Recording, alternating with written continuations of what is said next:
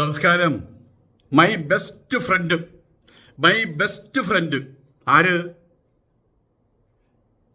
Trump front എന്നുടെ front. പക്ഷെ ഇപ്പോൾ ശ്രദ്ധിച്ചു, അദ്ദേഹം പിന്നിൽ കൂടെ കുത്തി നാണം കെടുത്തി ഒന്നും ചെയ്യാനാവാത്ത അവസ്ഥയിൽ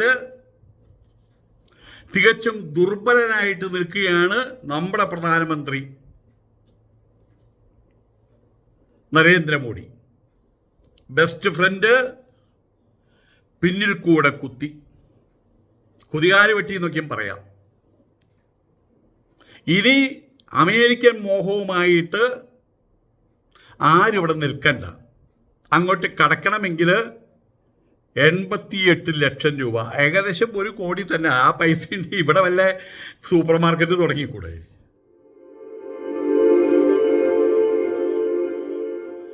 നമസ്കാരം. ശത്രു ഒരു സുപ്രഭാതത്തിൽ മിത്രമാകുമ്പോഴും മിത്രം ഒരു സുപ്രഭാതത്തിൽ ശത്രുവാകുമ്പോഴും വളരെ സൂക്ഷിക്കേണ്ടതുണ്ടെന്ന് പറയാറുണ്ട്. മിത്രം ശത്രുവാകുമ്പോഴുള്ള പ്രശ്നം നമ്മുടെ എല്ലാ കാര്യം അങ്ങനെ അറിയാം.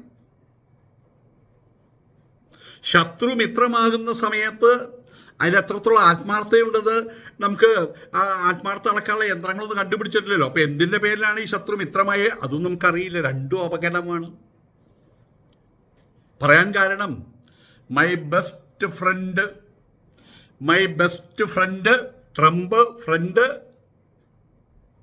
മൈ ബെസ്റ്റ് ഫ്രണ്ട് ഇപ്പോൾ മൈ ബെസ്റ്റ് ശത്രുവായിട്ട് മാറിയിരിക്കുകയാണ്. സൂക്ഷിക്കേണ്ടതുണ്ടല്ലോ. ഇന്ത്യക്കാർക്ക് ഏറ്റവും കൂടുതൽ സങ്കടപ്പെടുന്നത് കേരളീയർ കൂടിയാണ്. അവിടെ ഗേറ്റ് ക്ലോസ് ചെയ്തിരിക്കുകയാണ്. ഇവിടേക്ക് വരണ്ട. ഇതുവരെ 4-5 ലക്ഷം രൂപ അവിടെ ഫീസ് ഉണ്ടായിരുന്നുള്ളൂ അവരുടെ വിസയ്ക്ക് വേണ്ടിയിട്ട്. H1B എന്ന് പറയും. അവിടെ പഠിക്കാനും അവിടെ താമസിക്കാനും എന്തൊക്കെയായിട്ടുള്ള പരിപാടികൾ, പലതരം വിസകളുണ്ടല്ലോ. അതിന് 4-5 ലക്ഷം രൂപ ഉണ്ടായിരുന്നുള്ളൂ. അത് എത്രയാക്കിയെന്നറിയാമോ? 1 ലക്ഷം കൂടി കൂട്ടി 6 ലക്ഷം. 1 ലക്ഷം 2 ലക്ഷം 7 ലക്ഷം 7 ലക്ഷം മുതൽ 8 ലക്ഷം. അവിടെ ഒന്നുമല്ല കാര്യങ്ങൾ. 5 ലക്ഷമുള്ളത് ഒറ്റ അടിക്ക് കയറ്റിയില്ല. ഇതുവരെ ഒരു രാഷ്ട്രം ചെയ്തിട്ടില്ല. ഇങ്ങനെ 88 ലക്ഷം രൂപ. അത് ഫീസ് ഇനത്തിൽ മാത്രം. പിന്നെ ബാക്കിയെല്ലാം കൂടി വരുന്ന സമയത്ത് 10 ലക്ഷം വേറെ. അപ്പം എന്തായി? 98. ദാറ്റ് മീൻസ് 1 കോടി രൂപ. അതിൻ്റെ അർത്ഥം ഇത്ര മാത്രമേ ഉള്ളൂ. ഞങ്ങളുടെ ജോലി ചെയ്യാൻ ഞങ്ങളുടെ ആളുകളുണ്ട്. ആ ഞങ്ങളുടെ ആൾക്ക് ജോലി കിട്ടാത്ത രീതിയിൽ നിങ്ങളുടെ ആളുകൾ ഇവിടെ വന്ന് ബുദ്ധിമുട്ടിക്കുന്നുണ്ട്. അതുകൊണ്ട് വരണ്ട. ഇനി അങ്ങനെ ഇന്ത്യയിൽ നിന്നൊരു ടെക്കിയെ അവിടെ കൊണ്ടുവരികയാണെങ്കിൽ അവിടുത്തെ കമ്പനി 88 ലക്ഷം രൂപ അവിടുത്തെ സർക്കാരിൽ കെട്ടിവെക്കണം. അതിൻ്റെ അർത്ഥം എന്താണ്? Gate closed. അതാണ് അതിൻ്റെ അർത്ഥം. ഇനി അവിടെ ഉള്ള ആളുകളുടെ സ്ഥിതിയോ? അവിടെ ഇപ്പോൾ ജോലി ചെയ്തുകൊണ്ട് ഓൾറെഡി ജോലി ചെയ്തുകൊണ്ടിരിക്കുന്ന ആൾക്കാരുടെ സ്ഥിതി എന്താണ്? എത്ര കാലം അവിടെ വേണേൽ ജോലി ചെയ്യാം. പക്ഷെ അവിടെ നിന്ന് നാട്ടിലെത്തിയിട്ട് പിന്നെ തിരിച്ച് അങ്ങോട്ട് പോകുമ്പോൾ വീണ്ടും 88 ലക്ഷം രൂപ. അതിൻ്റെ കുറേ ആൾക്കാരോട് പറഞ്ഞിരിക്കുകയാണ് നിങ്ങൾ ആരും പോകരുതെന്നും. കാരണം ഒരു അമേരിക്കക്കാരനെ ജോലിക്ക് വെച്ച അയാൾ ആ നാട്ടുകാരനായതുകൊണ്ട് ആവശ്യത്തിലായാലും ചിലപ്പോൾ സ്വാതന്ത്ര്യം എടുത്തു എന്ന് വരും. നമ്മളവിടെ പോയി കഴിഞ്ഞാൽ അടിമകളുടെ പോലെ ജോലി ചെയ്തോളും. ശമ്പളത്തിൻ്റെ കാര്യം അവിടെയുള്ള ഒരാൾക്ക് കൊടുക്കുന്നത് 100 രൂപയാണെങ്കിൽ, ഇന്ത്യക്കാരന് കൊടുക്കുന്നത് 100 രൂപയാണ് ശമ്പളമെങ്കിൽ അവിടെയുള്ള ഒരാൾക്ക് 1000 രൂപ കൊടുക്കണം, 10 ഇരട്ടി കൊടുക്കണം. ഒരു ഇന്ത്യക്കാരൻ്റെ ശമ്പളം 5 ലക്ഷം 6 ലക്ഷം രൂപയാണെങ്കിൽ അയാൾക്കവിടെ 30 ലക്ഷം 35 ലക്ഷം 40 ലക്ഷമൊക്കെ ശമ്പളം കൊടുക്കണം. ആയതുകൊണ്ട് ഇന്ത്യൻ ടെക്കികളോട് അവർക്ക് താല്പര്യം. അവരെ കൊണ്ടുവരാൻ പറ്റാത്ത സാഹചര്യമാണ്. ഉള്ളവർക്ക് ഇന്ത്യയിൽ മടങ്ങാൻ പറ്റാത്ത സാഹചര്യമാണ്. കല്യാണം ഉറപ്പിച്ച് വെച്ചിരിക്കുകയാണ്. വരാൻ പറ്റാത്ത സാഹചര്യം. അമേരിക്കയിൽ ഇന്ത്യക്കാരടക്കമുള്ള വിദേശ തൊഴിലാളികൾ ഇപ്പോൾ കടുത്ത നിയന്ത്രണം. അന്യസ്ഥലത്ത് പോകുമ്പോൾ അന്യസ്ഥലത്താണെന്നുള്ള ടെൻഷനുണ്ട്. ജോലി ടെൻഷൻ വേറെ. വീട് എവിടെയോ ആണ്. ഈ ഭൂഗോളത്തിൻ്റെ വേറെ ഭാഗത്താണ് നമ്മളുടെ വീടിരിക്കുന്നത്. അതും പറഞ്ഞ് എപ്പോഴും വൈകുന്നേരം ആകുമ്പോൾ ഒരു പാട്ടും വയ്ക്കും. പണ്ട് ദുബായ്ക്കാർ വെച്ചിരുന്നൊരു പാട്ടുണ്ടായിരുന്നു. എന്താണത്? നാളികേരത്തിൻ്റെ നാട്ടിലെ എനിക്കൊരു, അത് കാണുന്ന സമയത്ത് എല്ലാവരും ഇങ്ങനെ ഇരിക്കും. പിന്നെ ചിന്തയാണ്.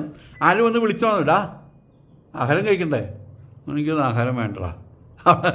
ചിന്തയാണ്, നാട്ടിലെ ചിന്തയാണ്. ഇന്നിപ്പോൾ അത്ര കാര്യങ്ങളില്ല. ഇന്നിപ്പോൾ ഫോൺ വിളിച്ചാൽ ട്രങ്കോൾ ബുക്കിംഗ് അതിനൊന്നുമില്ല. വിളിച്ചാൽ അപ്പം അതിനോട് കിട്ടും, കണ്ടുകൊണ്ട് സംസാരിക്കുക. അപ്പോൾ അത്തരം കുറേ കാര്യങ്ങളൊക്കെ വന്നിട്ടുണ്ടെങ്കിൽ പോലും അന്യനാട് പറയുമ്പോൾ ഒരു ടെൻഷൻ ഉണ്ടാവുമല്ലോ പ്രവാസം എന്ന് പറയുമ്പോൾ. ആ ടെൻഷൻ്റെ മേലെയാണ് ഇപ്പോൾ വലിയൊരു പ്രാരബ്ധം വേറെ കൊണ്ടുവച്ചിട്ടുള്ളത്. നിയന്ത്രണം, കടുത്ത നിയന്ത്രണം. പുതിയ നിയമം H1B ഉടമകൾക്കിടയിൽ വലിയ രൂപത്തിലുള്ള വേവലാതിയാണ് ഇപ്പോൾ ഉണ്ടാക്കി വെച്ചിട്ടുള്ളത്. ആവലാതിയും വേവലാതിയും. വിദേശ തൊഴിലാളികൾക്ക് അവിടെ വർക്ക് വിസയായി, അതിന് അവിടെ പോയിട്ട് ജോലി ചെയ്യാനുള്ള വിസയാണ് H1B വിസയ്ക്ക്. അതാണ് വിസ. ആ വിസയ്ക്ക് ഇതിന് മുൻപുണ്ടായിരുന്നത് മാക്സിമം 5 ലക്ഷം രൂപയായിരുന്നു. അത് ഒറ്റയടിക്ക് അങ്ങനെ ആരും ഇവിടെ വരണ്ട എന്നുള്ളൊരു തീരുമാനത്തിൻ പേരിലാണ്, അതിനുള്ളൊരു ട്രിക്ക് ഉപയോഗിച്ചതാണ്. വരണി വന്നോ 88 ലക്ഷം രൂപ ഫീസ് വേണം. നമ്മളല്ല കൊടുക്കേണ്ടത്. നമ്മളെ ആവശ്യമുള്ള അവിടെ ഏതെങ്കിലും ഒരു കമ്പനി എന്ന് വെച്ചോളൂ, ആമസോൺ പോലുള്ള കമ്പനിയോ അങ്ങനെയൊക്കെയാണ് നമ്മളെ കൂടുതലെടുക്കുന്നത്. ഗൂഗിള്, ഈ കമ്പനികളാണ് ഇരിക്കുന്നത്. അപ്പോൾ അങ്ങനെ അവർക്ക് നമ്മളെ ഒരാളെ അവിടേക്ക് വിസയ്ക്ക് ഒരു വിസ എടുക്കാൻ, അവരാണല്ലോ വിസ എടുത്ത് നമ്മളെ കൊണ്ടുപോകുന്നത്. നമുക്ക് ഇവിടുന്ന് അവിടുത്തെ വിസ എടുക്കാൻ പറ്റില്ലല്ലോ. അപ്പോൾ ടൂറിസ്റ്റ് വിസ എടുക്കാൻ പറ്റും. അപ്പോൾ അവർ വിസ എടുക്കണമെങ്കിൽ അവർ 88 ലക്ഷം രൂപ കെട്ടിവെക്കണം. ആയതുകൊണ്ട് തന്നെ എന്തിനാണ് അവർ ഇന്ത്യക്കാരെ അവിടെ കൊണ്ടുപോകുന്നത്? അവർക്ക് ശമ്പളം കുറച്ച് കൊടുത്താൽ മതി, നന്നായിട്ട് ജോലി ചെയ്യും, നന്നായിട്ട് ജോലി ചെയ്യിപ്പിക്കാം. പക്ഷേ ഈ 88 ലക്ഷം രൂപ അവിടെ കെട്ടിവെച്ച് ഇവരെ കൊണ്ടുപോകത്തക്ക വിധത്തിലുള്ള കപ്പാസിറ്റി ഉണ്ടാകും. പക്ഷെ അങ്ങനെ ചെയ്തിട്ട് എന്താ കാര്യം? അതിന് പകരം അവിടുത്തെ ആൾക്കാർ തന്നെ എടുത്താൽ മതിയല്ലോ എന്നൊരു ബോധ്യത്തിൽ അവർ എത്തിച്ചേരും. അത് തന്നെയാണ് ഇപ്പോൾ ട്രംപിനും വേണ്ടത്. ഇപ്പോൾ ഏതായാലും ഇൻഫർമേഷൻ ടെക്നോളജി, IT, സാങ്കേതിക മേഖലയിൽ വലിയ ആശയക്കുഴപ്പം ഇവിടെ മാത്രമല്ല അവിടെ ഉണ്ടാക്കി വെച്ചിരിക്കുകയാണ്. അവിടുത്തെ കമ്പനികൾക്ക് വലിയ ബാധ്യതയുണ്ടാകുന്നത് ഈ 88 ലക്ഷം രൂപ മാത്രമല്ല. ഇതുവരെ അവിടെ ജോലി ചെയ്തിരുന്ന കുട്ടികൾ 20 കുട്ടികളുണ്ടെങ്കിൽ 1 കോടി രൂപയായിരുന്നു ശമ്പളം. ഏകദേശം ഒരു കണക്ക് പറയുകയാണ്. 5 ലക്ഷം രൂപ വെച്ച് മാക്സിമം 5 ലക്ഷം രൂപ കിട്ടും അവിടെ ശമ്പളം. അപ്പോൾ 20 പേർക്ക് 1 കോടി രൂപ ശമ്പളം കൊടുക്കണം. പക്ഷെ ഇപ്പോഴത്തെ സാഹചര്യം എന്താണ്? പുറത്തുനിന്ന് ആരെങ്കിലും വരുത്താൻ കഴിയാത്തത് 88 ലക്ഷം രൂപ പെർ ഹെഡ് ഫീസ് കെട്ടിവെക്കണം. ഇനി അവിടുത്തെ ആളുകളെ വിളിച്ചു കഴിഞ്ഞാലോ അവിടെ ഒരാൾക്ക് 10, 15, 20 ലക്ഷം രൂപ ശമ്പളം കൊടുക്കണം. അപ്പോൾ എത്രയും 4 ഇരട്ടി ശമ്പളം കൊടുക്കേണ്ടി വരും. ആയതുകൊണ്ട് തന്നെ അവിടെയുള്ള കമ്പനികൾ, ഗൂഗിൾ അടക്കമുള്ള ഗൂഗിള്, അതുപോലെ തന്നെ ആമസോൺ പോലുള്ള കമ്പനികളൊക്കെ തല കൊണ്ട് ചുമരുമിടിക്കുകയാണ്. ഇനി എന്ത് ചെയ്യണമെന്നറിയാതെ. ചർച്ചകൾക്ക് ഒന്നും ഇടം കൊടുത്തില്ല. മറ്റുള്ളവരുടെ നിർദ്ദേശങ്ങൾ അതിനും ഇടം കൊടുത്തില്ല. മുന്നൊരുക്കങ്ങൾക്ക് സമയം കൊടുത്തില്ല. ഇതൊന്നുമില്ലാതെയാണ് ഒരു സുപ്രഭാതത്തിൽ വെടി പൊട്ടിക്കുന്ന പോലെ ട്രംപ് H1B വിസ, അതിനുള്ള അപേക്ഷ H1B വിസ നിർത്തലാക്കി എന്ന് പറയുന്നതല്ലേ കുറച്ചുകൂടി നല്ലത്? എൻ്റെ ട്രംപേ, നിർത്തലാക്കി എന്ന് പറയുന്നതല്ലേ കുറച്ചുകൂടി നല്ലത്? എനിക്കൊരു വീടുണ്ട് എൻ്റെ നാട്ടിൽ. എൻ്റെ ഒരു ബന്ധുവുണ്ടായിരുന്നു, വിശ്വനാഥൻ എന്നാ പേര്. അയാൾക്കൊരു വീടുണ്ട്, നല്ല പ്രൈം പ്ലേസിലാണ്. അപ്പം അങ്ങനെ എല്ലാവരും പറയും വീട് വെക്കാൻ പോവുക. അപ്പോൾ ആൾക്കാർ വരും. എന്ത് വരും? 50 ലക്ഷം രൂപ. ശരി, ഞങ്ങൾ നാളെ വരാം, പക്ഷേ എനിക്ക് എൻ്റെ വൈഫിനോട് ആലോചിക്കണം. പിറ്റേ ദിവസം അയാൾ വരുമ്പോൾ പറയും വൈഫ് അത് 60-ന് കൊടുത്താൽ മതി എന്നാണ് പറയണത്. ഇനി ആരും വന്ന് 60-നോ ശരി ഞങ്ങൾ എടുത്തോളാം എന്ന് പറഞ്ഞാൽ എനിക്ക് എൻ്റെ അമ്മയോട് ആലോചിക്കണം. ശരി, നാളെ ചെല്ലുമ്പോൾ പറയും അമ്മ പറയണത് 75 എന്നാണ് പറഞ്ഞത്. ആർക്കും വിൽക്കാൻ താല്പര്യമില്ല. ഇതുപോലെ H1B വിസ നിർത്തലാക്കി എന്ന് പറയുന്നതാണ് ഇപ്പോൾ ഉത്തമം. അതുപോലെയാണ് ഫീസ് വർധന. 88 ലക്ഷം രൂപ വെറും 5 ലക്ഷം രൂപയിൽ നിന്ന് 88 ലക്ഷമായിട്ട് ഉത്തരവ് ഉയർത്തിയത്. ഇത് അമേരിക്കയിലെ, ഇന്ത്യയിലെ സാങ്കേതിക മേഖലയിൽ വലിയ പ്രശ്നം ഉണ്ടാക്കി വെച്ചിട്ടുണ്ട്. കുടുംബ ബന്ധങ്ങൾ വരെയുള്ള പ്രശ്നങ്ങളിലേക്ക് എത്തിച്ചേരും അത്. ഈ നിയമം എപ്പോഴാണ് നിയമം വരിക? അടുത്ത വർഷം അല്ല, നാളെ. ദാറ്റ് മീൻസ് ഇന്ന്. ഇന്നലെ ഉണ്ടാക്കിയ നിയമം ഇന്ന് നടപ്പിൽ വരികയാണെന്ന് ആലോചിച്ച് നോക്കണം. അതിൻ്റെ ബുദ്ധിമുട്ടുകൾ എന്തൊക്കെയാണെന്ന് ആലോചിച്ച് നോക്കണം. വഴികൂടെ പോണ പേപ്പട്ടികളെ പിടിച്ച് അപ്പം തന്നെ സയനൈഡ് ഇഞ്ചക്ഷൻ ചെയ്ത് അപ്പം തന്നെ കൊന്ന് അപ്പം തന്നെ കൊണ്ടുപോയിട്ട് കത്തിച്ച് കളയുന്ന പോലെയുള്ള പരിപാടിയല്ലേ ചെയ്തത്. ഇത്തരം കാര്യങ്ങൾ ചെയ്യുന്ന സമയത്ത് ഇത് മനുഷ്യാവകാശ ലംഘനം പോലുമാണല്ലോ വാസ്തവത്തിൽ. ഇവിടുന്ന് പോകാൻ നിൽക്കുന്ന ആളുകൾ ഒരുപാട് പൈസ ചെലവിട്ട് വിസ സമ്പാദിച്ച് പോകാനിരിക്കുന്ന വിസയ്ക്ക് വേണ്ടി കാത്തിരിക്കുന്ന ആളുകൾ, അതിനു വേണ്ടി അതിൻ്റെ ഓപ്പണിംഗ് സ്റ്റേജിൽ ചിലവാക്കേണ്ട പൈസയെല്ലാം ചിലവാക്കി അവിടെയുള്ള ആൾക്കാർക്ക് ഇന്ന് നാളെ മറ്റന്നാൾ മടങ്ങി വരേണ്ട ആൾക്കാർ അവർക്ക് മടങ്ങി വരാൻ പറ്റില്ല. മടങ്ങി വന്നാൽ പിന്നെ തിരിച്ചു പോകാൻ പറ്റില്ല. ജോലിയാണോ വലുത്, കല്യാണമാണോ വലുത്, ദീപാവലിയാണോ വലുത്, ഓണാണോ വലുത് എന്നാണ് ഇപ്പോൾ അവിടുത്തെ ചോദ്യം. എന്തായാലും ഈ നിയമം ഇപ്പം ഇന്ന് പ്രാബല്യത്തിൽ വരും. അത് 2.5 ലക്ഷം മുതൽ 5 ലക്ഷം രൂപ വരെ ഉണ്ടായിരുന്ന ഫീസ് 88 ലക്ഷം രൂപയായി. വിസ എടുക്കാൻ അവിടെയുള്ള കമ്പനികൾ തയ്യാറാവുമെന്ന് തോന്നുന്നില്ല. ഇതോടെ ഇന്ത്യക്കാരെ നിയമിക്കാൻ ആഗ്രഹിക്കുന്ന അമേരിക്കൻ കമ്പനികൾ അവർക്ക് തലവേദനയാണ്. ഇനി 88 ലക്ഷം രൂപയും കൊടുത്തുകൊണ്ട് 1 കോടി രൂപയോളം ആയല്ലോ കൊടുത്തുകൊണ്ട് ഇന്ത്യക്കാരനെ അവിടെ കൊണ്ടുവരുന്നത്. അതിന് അവിടുത്തെ ആൾക്കാർ ജോലിക്ക് വെച്ചാൽ പോരെ. അവിടുത്തെ ആൾക്കാർ ജോലിക്ക് വെക്കുന്നതിനേക്കാൾ നല്ലത് ആ കമ്പനി അടച്ചുപൂട്ടുക നല്ലത്. അല്ലെങ്കിൽ ആ കമ്പനി വന്ന് റീഓപ്പൺ ചെയ്യുക ഇന്ത്യയിൽ വന്നിട്ട്, അതാണ് നല്ലത്. കേരളത്തിൽ പാടില്ല കേട്ടോ. കേരളത്തിൽ ഭയങ്കര സ്വാതന്ത്ര്യ ചിന്തയുള്ള ആൾക്കാരാണ്. CIT ഉണ്ട്, ഒക്കെ ഉണ്ട് ഇവിടെ, INDC ഒക്കെ ഉണ്ട്. അപ്പോൾ ഇവിടെ വേണ്ട, വല്ല തമിഴ്നാട്ടിൽ എവിടെയും പോയിട്ട് ഓപ്പൺ ചെയ്തതാണ് നല്ലത്. ഏതായാലും മൈക്രോസോഫ്റ്റ് അടക്കമുള്ള കമ്പനികൾക്ക് ഈ പ്രശ്നമുണ്ട്. മൈക്രോസോഫ്റ്റ്, അതുപോലെ തന്നെ ആമസോൺ, മെറ്റ, ഇവർക്കെല്ലാവർക്കും ഈ പ്രശ്നമുണ്ട്.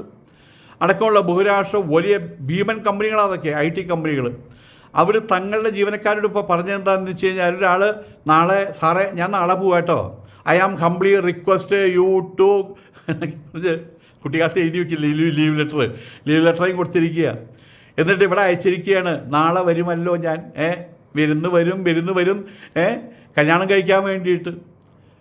കല്യാണം കഴിക്കാൻ പോകുന്ന ഫ്രണ്ടിന് കാലത്ത് ഫോൺ ചെയ്യും, ഉച്ചയ്ക്ക് ഫോൺ ചെയ്യും, വൈകുന്നേരം ഫോൺ ചെയ്യും, ഞാൻ ഇപ്പോൾ വരും എന്നൊക്കെയും പറഞ്ഞ് അപ്പോഴാണ് ഈ സംഭവം തലയിലടിക്കുന്നത്. അവിടെ ഉള്ളവർക്ക് പോകാൻ കഴിയാത്ത അവസ്ഥ, പോയാൽ പിന്നെ തിരിച്ച് ചെല്ലാൻ കഴിയാത്ത അവസ്ഥ. ജോലി വേണോ, കല്യാണം വേണോ, ജോലി വേണോ, ഓണം വിഷു വേണോ, ജോലി വേണോ, ക്രിസ്മസ് വേണോ, ജോലി വേണോ, റംസാൻ പോകണോ, അതിനു വേണ്ടി നാട്ടിലേക്ക് പോകണോ, എല്ലാം ഉപേക്ഷിച്ച് നാട്ടിൽ പോയി കഴിഞ്ഞാൽ പിന്നെ വായിൽ വരലിട്ട് ജീവിക്കേണ്ടവരില്ലേ, നാട്ടിലെന്ത് തണ്ടിയെ കൊലയായിരിക്കുന്നത്. അപ്പോൾ ഏതായാലും എല്ലാവരും പറഞ്ഞിരിക്കുകയാണ്, നിങ്ങൾ പോയാൽ പിന്നെ തിരിച്ചു വരവുണ്ടാവില്ല, അതിനൊരു ഇവിടെ തന്നെ ഇരുന്നോ. കാരണം ഇപ്പോൾ അവിടെ ജോലി ചെയ്യുന്നവർക്ക് 88 ലക്ഷം രൂപ ബാധകമല്ല, അവർക്ക് അവിടെ തന്നെ ആനസ്തനസ്ഥരായിട്ട് അവിടെ തുടരാം. ഏതായാലും മറ്റു രാജ്യങ്ങളിലേക്ക് പോയാൽ പുതിയ നിയമപ്രകാരം തിരിച്ചു വരാൻ കഴിയുമെന്നുള്ള കാര്യം, നിയമം തന്നെ എന്താണെന്ന് പോലും അവിടെ നിയമജ്ഞർ പോലും പഠിച്ചിട്ടില്ല. എന്തൊക്കെയാണ് ലുക്കിലിടെ കാണാച്ചാലുകളെന്ന് അറിയണ്ട, അത് പഠിച്ചിട്ടില്ല. US പുറത്തുള്ള ജീവനക്കാരോട് ഇപ്പം തന്നെ, അത് ഏറ്റവും വലിയ രസം എന്താണെന്നറിയാമോ, 48 മണിക്കൂറാണ് സമയം കൊടുത്തിട്ടുള്ളത്. ഇവിടുത്തെ ഇപ്പോൾ ഏത് വഴിക്കാണ് അവിടെ എത്തിച്ചേരുക? ഇന്ന് പോയിട്ട് നാളെ പോയിട്ട് ഫ്ലൈറ്റിൽ ടിക്കറ്റ് ചോദിച്ചാൽ കിട്ടുമോ? ഇനി ഫ്ലൈറ്റിൽ ടിക്കറ്റ് എടുത്ത ആൾക്കാരുടെ വീട്ടിൽ പോയിട്ട് അത് ക്യാൻസൽ ആക്കിച്ചിട്ട് അവർക്ക് മാർജിൻ കൊടുത്തിട്ട് ഇനിയിപ്പോൾ അങ്ങനെയുള്ള ബിസിനസ്സുകൾ ആരംഭിക്കും. 48 മണിക്കൂർ ഇന്ന് അവിടെ തിരിച്ചെത്തണം. അതിന് പുറത്തുള്ള ജീവനക്കാരോട് അടിയന്തരമായിട്ട് നാളേക്കുള്ളിൽ തിരിച്ചെത്തണമെന്ന് കമ്പനികൾ ആവശ്യപ്പെട്ടിട്ടുണ്ട്. ഇന്ത്യക്കാർക്ക് ഏറ്റവും കൂടുതൽ H1B വിസകൾ അത് സ്പോൺസർ ചെയ്യുന്ന കമ്പനികളാണ് മൈക്രോസോഫ്റ്റ്, ഗൂഗിൾ, അങ്ങനെയുള്ള ആൾക്കാർ, ആമസോൺ. ട്രംപിൻ്റെ ഈ നടപടി മുതൽ കാരണം അശനിപാതം പോലെ നാട്ടിലേക്ക് വരാനിരുന്ന നിരവധി ഇന്ത്യൻ H1B വിസകളുടെ ഉടമകൾ യാത്ര ടിക്കറ്റൊക്കെ എടുത്ത് ക്യാൻസലാക്കുകയാണ്. ഇനി എപ്പോൾ പോകാൻ പറ്റുമെന്ന് അറിയില്ല. ഇനിയിപ്പോൾ ഈ നിയമം വഴി മാറി പോകുമ്പോൾ 25 വർഷം പിടിച്ചാലോ, 60ാമത്തെ വയസ്സിലാവുക പെണ്ണെ കല്യാണം കഴിക്കാൻ വേണ്ടി അവിടെ പോവുക. അതുവരെ പെണ്ണവിടെ കാത്തിരിക്കുക, അവിടെ വഴിക്ക് പോകും. US വിമാനത്താവളങ്ങളിൽ ഇപ്പോൾ ഇന്ത്യയിലേക്കുള്ള വിമാനം കാത്തിരിക്കുന്ന നിരവധി H1B വിസ ഉടമകളാണ്. ഇവിടുന്ന് അങ്ങോട്ട് ഓടിപ്പോകാൻ വേണ്ടിയിട്ട്, അവിടെ നിന്ന് ടിക്കറ്റ് ക്യാൻസലാക്കാൻ വേണ്ടിയിട്ട് ഒക്കെ പല കാര്യങ്ങളായിട്ട് എയർപോർട്ടിൽ നിറച്ച ആൾക്കാരാണ്. ഏതായാലും വിമാനത്താവളങ്ങളിൽ വന്നിട്ട് ഇന്ത്യക്കാർക്കിടയിൽ വലിയ ആശയക്കുഴപ്പം. എനിക്ക് നാളെ ഒരു ടിക്കറ്റ് കിട്ടുമോ, എവിടേക്കാണ്, ഇവിടെ കൊച്ചിയിൽ നിന്ന് കുണ്ടന്നൂർക്ക് പോകാൻ എന്ന് ബസ്സിൽ കയറുന്ന പോലെ പറ്റുമോ? ടിക്കറ്റ് എടുത്ത് സമയം പിടിക്കില്ലേ? അപ്പം അതാകെ ആശയക്കുഴപ്പമാണ്. അവസാന നിമിഷം യാത്ര റദ്ദാക്കേണ്ടി വന്നതോടുകൂടി അങ്ങനെ മാനസിക സമ്മർദ്ദം. ഇനി എത്രതിൻ്റെ പേരിൽ ആത്മഹത്യ ചെയ്യുന്നറിയില്ല. ഇന്ത്യയിലെത്തി സ്വന്തം കല്യാണം നടത്താനിരുന്നവർ, മറ്റന്നാളാ കല്യാണം, അപ്പോഴാണ് ട്രംപിൻ്റെ പ്രശ്നം വരുന്നത്. ഇപ്പം തന്നെ പോകണം, എന്നാൽ ഇപ്പം തന്നെ കല്യാണം കഴിച്ച് ഇപ്പം തന്നെ ഹണിമൂൺ നടത്തി ഇപ്പം തന്നെ പോകേണ്ട ഗതിയാണ്. അപ്പോൾ ടിക്കറ്റ് കിട്ടുമെന്ന് ചോദ്യമുണ്ട്. എനിവേ നടന്നു പോയാലും കുഴപ്പമൊന്നുമില്ലല്ലോ. കൊളംബിയ വഴിക്ക് നടന്നു പോകാം, അലാസ്ക വഴിക്ക് നടന്നു പോയിട്ട് ഒറ്റ ചാട്ടം ചാടിയാൽ മതി, കാനഡയിലെത്തും. അവിടെ നിന്ന് നടന്ന് അമേരിക്കയിൽ. ഇപ്പോൾ വേറെ മാർഗ്ഗമില്ല, ഫ്ലൈറ്റിൽ ടിക്കറ്റ് കിട്ടുമെന്ന് അറിയില്ല. ഏതായാലും ദീപാവലി ആഘോഷിക്കാൻ വേണ്ടി നാട്ടിലെത്തിയ ആൾക്കാരുണ്ട്.